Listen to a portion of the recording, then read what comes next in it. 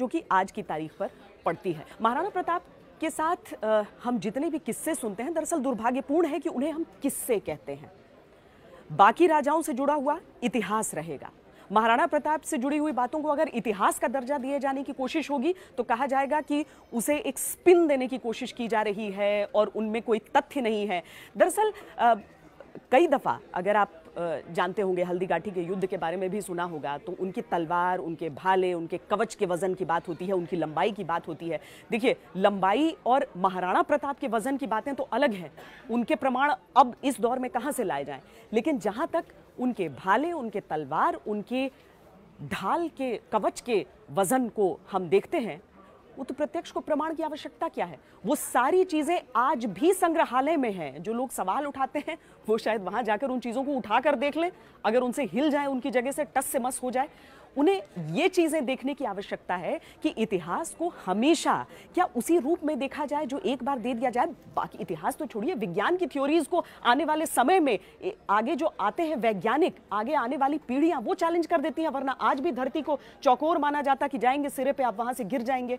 तो एक एक चीज को अगर आप कटघरे में खड़ा करते हैं तो आप इतिहास को भी उस कटघरे में खड़ा करके उसके साक्ष्य समझने की जरूरत को समझिए। अब देखिए, महाराणा प्रताप पर भी जिस तरह की रिसर्च की गई है, उसमें प्रोफेसर चंद्रशेखर शर्मा की ये रिसर्च है, प्रोफेसर एस.के. गुप्ता, किताबों में दर्ज हैं ये साक्ष्य जिनके आधार पर वो देख रहे हैं कि दरअसल क्या हो सकता था, क्या हल्दीघाटी का युद्ध ऐसा वाकई है कि महाराणा प्रताप ने जीता हो। और सही मायने में हम कहें तो ऐसा नहीं है कि ये कोई हवाई बातें की गई हैं।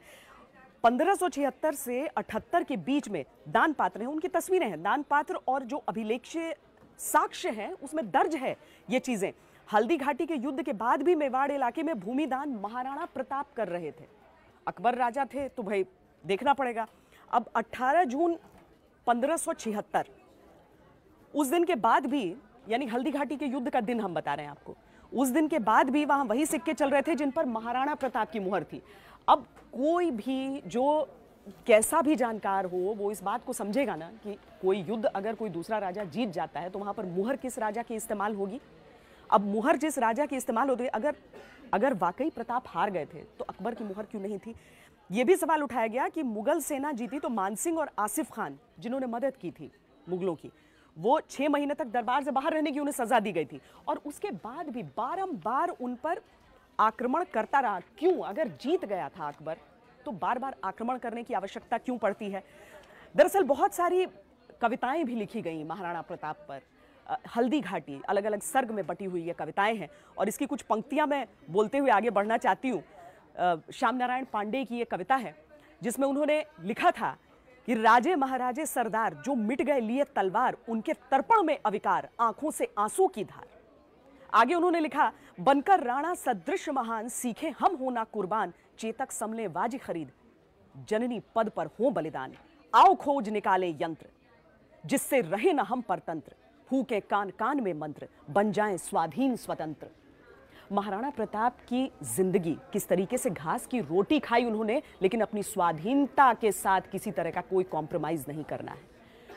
आप अकबर दरअसल जिस तरह का पूरा उसकी कोशिश थी उस समय, बहुत सारी चीजें बदलने की कोशिश कर रहा था अकबर। उसी कोशिश में यह शामिल था कि वो समूचे भारत के अधिकतर हिस्से पर अपना आधिपत्य जमाए और यही कारण है कई इतिहासकार महान भी अकबर को इसी वजह से करते हैं कि वो भारत को एक सूत्र में बांधने की कोशिश कर रहा था। लेकिन एक राजा जो स्वाधीन रहने का उस समय प्रयास कर रहा था, अकबर के तमाम दूत आए, लेकिन महाराणा प्रताप ने कहा कि नहीं, मुझे इसकी जरूरत नहीं है, मैं रहूंगा, स्वतंत्र रहूंगा, स्वाधीन रहूंगा, उसके लिए चाहे मुझे कितना भी लड़ना पड़े।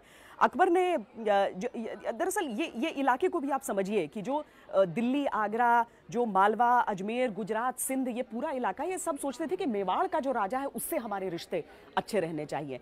अकबर ने कोशिश किया कि जब इन सारे इलाकों को पर उसने राज कर लिया तो उसने सोचा कि अब मेवाड़ एक बीच में रह गया, अजमेर जाना होता है, गुजरात के बीच में ये राज्य पड़ जाता है। तब उसने ये कोशिश की। कई जो भारतीय राजा थे उस समय, उन्होंने हाथ मिलाया, उन्होंने एक तरह से धोखेबाजी की महाराणा प्रताप के साथ। महाराणा प्रताप अकेले डटे रहे। हाँ, भीलों का साथ उन्हें था, लेकिन ये आगे के क्रम में यह बात आती है। पहले जब हल्दीघाटी का युद्ध हुआ उसमें बताया जाता है कि चेतक ने हाथियों की तरह एक सूंड लगाया जाता था। चेतक बहुत बलिष्ठ घोड़ा था, मतलब मुझे लगता है कि इकलौता घोड़ा होगा इतिहास में जिस पर कविताएं लिखी गई हैं। तो बहुत बलिष्ठ था, हाथी का सूंड उसे लगाया जाता था ताकि हाथियों को धोखा दिया जा सके।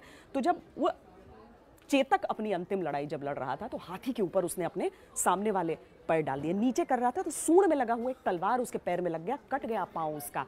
लेकिन उसके बावजूद दौड़ते हुए वो अपने महाराणा को ले गया और जब तक उन्हें एक सुरक्षित स्थान पर नहीं ले गया तब तक दम नहीं तोड़ा। उसके दम तोड़ने के बाद, या यूं कहें कि महाराणा एक बार जब युद्ध भूमि से निकल गए, तो जब भी कोई जो प्रमुख होता है वो अगर युद्ध भूमि से निकल जाता है तो उसके बाद मान लिया जाता है कि जो युद्ध है वो विरोधी ने जीत लिया है। लेकिन ये एक अध्याय है। इसके बाद क्या हुआ? इसके बाद अकबर ने लाख कोशिशें की, बार बार आक्रमण किए, लेकिन कब्जा नहीं जमा पाया मेवाड़ पर। और भीलों के साथ मिलकर महाराणा प्रताप ने एक दूसरी सेना अपनी तैयार की और उस सेना के साथ वो लड़ते रहे, लड़ते रहे, लड़ते रहे। इतिहास गवाह है, और ये जो समूचा इतिहास अभी तक लिखा भी गया ना, जिसे हम भ्रमित करने वाला भी कह सकते हैं, जिसे बदलने की आवश्यकता भी मानी जा सकती है, उन लोगों के लिए खासकर जो कहते हैं कि अरे ये तो बेकार है, ये बेवकूफ हैं, ये अनपढ़ हैं, वो कम से कम ये तो बताएं ना कि क्या साक्ष्य हैं जिनके आधार पर वो इतिहास लिखा गया, और जो नए साक्ष्य हैं जो अभी तक दफन किए रहे, उन्हें देखकर क्यों नहीं नया इतिहास लिखा जा सकता है। वो सब ये बताएं कि आखिर ऐसा क्या कारण था कि इसके बावजूद 6 बार मेवाड़ पर आक्रमण किया गया अकबर द्वारा, और 85% भूमि जो मेवाड़ की थी वो वापस महाराणा ने हासिल कर ली। दरअसल महानता को कभी भी किसी तरीके से किसी साक्ष्य की जरूरत नहीं होती है। लोगों के दिलों में आज भी महाराणा प्रताप की क्या अहमियत है ये पता चलता है। पाठ्यक्रम में उसे शामिल होना चाहिए कि नहीं होना चाहिए, इसे लेकर आपके अलग अलग मत हो सकते हैं, लेकिन छात्रों को पढ़ने दीजिए। अकबर महान का अगर चैप्टर वो पढ़ते हैं तो महाराणा प्रताप का भी चैप्टर पढ़ लें। छात्रों को पढ़ने दीजिए, उन्हें फैसला लेने दीजिए। और इसी के साथ मैं अंत करना चाहूंगी, मेरे ही सहयोगी, असल में महाराणा प्रताप पर बहुत बड़ी बड़ी कविताएं, बहुत सुंदर कविताएं लिखी गई हैं, लेकिन मेरे सहयोगी, मेरी टीम में पंकज शर्मा है, उन्होंने एक कविता लिखी है। उन पंक्तियों से मैं अपनी इस बात को आपके सामने अंत करना चाहूंगी, अपनी बात रखना चाहूंगी।